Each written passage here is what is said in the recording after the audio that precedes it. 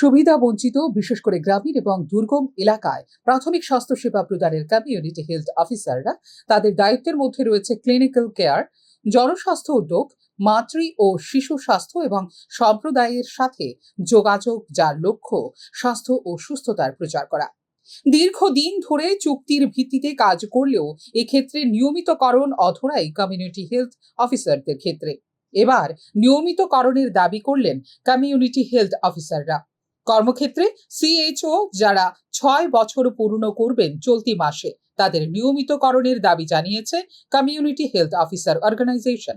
শনিবার সাংবাদিক সম্মেলন করে এই দাবি করল কমিউনিটি হেলথ অফিসার অর্গানাইজেশন।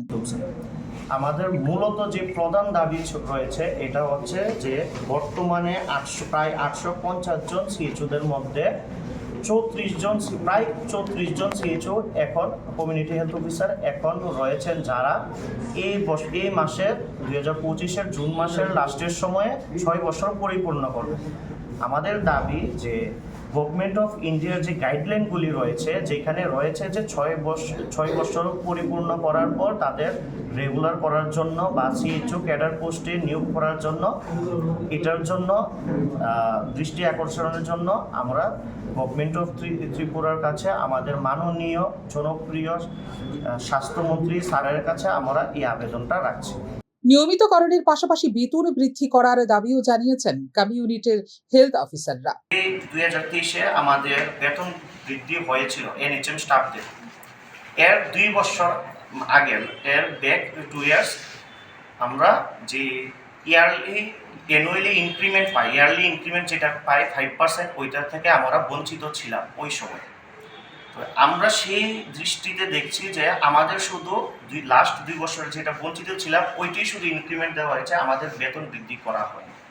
তো আমরা এই বিষয়ে আমাদের যে মাননীয় আমাদের অধিকর্তারা, আমাদের এনএইচএম স্টাফের ক্ষেত্রে, এনএইচএম এর ক্ষেত্রে যে অধিকর্তারা আছেন এবং মাননীয় আমাদের যে গভর্নমেন্ট অফ ত্রিপুরা আছেন, আমি ওনাদের দৃষ্টি আকর্ষণের জন্য বলছি এবং আবেদন রাখছি যে শুধু আমাদের না, সমস্ত এনএইচএম কর্মীদের একজনের যদি 60% বা 50% বাড়ে, সমস্ত এনএইচএম কর্মীদের যাতে ওই সমপরিমাণ 50% বা 60% স্যালারি হাইক হয়, যেটা সমতুল্যভাবে দেওয়া হয়নি ওই সময়।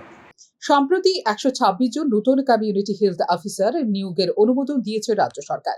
এই সময় উপযোগী সিদ্ধান্ত গ্রামীণ ও উপজাতি অঞ্চলে মাতৃ ও শিশু স্বাস্থ্য, অসংক্রামক রোগের পরীক্ষা, মানসিক স্বাস্থ্য সেবা, পরিবার পরিকল্পনা, টিকাদান এবং সঞ্জীবনী টেলিকনসালটেশন প্ল্যাটফর্মের মতো প্রয়োজনীয় পরিষেবাগুলোর নাগাল এবং মান উল্লেখযোগ্যভাবে বৃদ্ধি করবে বলে এদিনে সাংবাদিক সম্মেলনে জানিয়েছে কমিউনিটি হেলথ অফিসার অর্গানাইজেশন।